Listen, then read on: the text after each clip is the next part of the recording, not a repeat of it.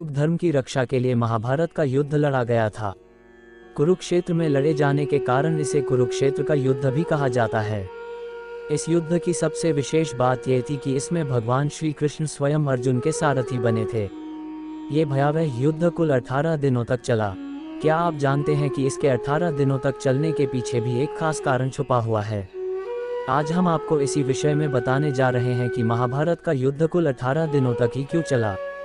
महाभारत युद्ध में 18 की संख्या का अत्यंत महत्व है। ऐसा इसलिए क्योंकि महाभारत ग्रंथ में कुल 18 अध्याय हैं। भगवान श्री कृष्ण ने कुरुक्षेत्र के मैदान में अर्जुन को 18 दिन गीता का ज्ञान दिया था। महाभारत का युद्ध भी 18 दिन तक चला था, यहाँ तक कि इस युद्ध के अंत में कुल 18 लोग ही बचे थे। दरअसल महर्षि वेद व्यास ने गणेश जी की मदद से इस ग्रंथ का निर्माण 18 दिनों में ही किया था। ऐसा माना जाता है कि जब इस ग्रंथ का निर्माण हुआ था तब तक महाभारत युद्ध नहीं हुआ था, बल्कि महर्षि ने अपनी दिव्य दृष्टि से इस युद्ध को पहले ही देखकर रचा था और श्री गणेश ने इसे लिखा।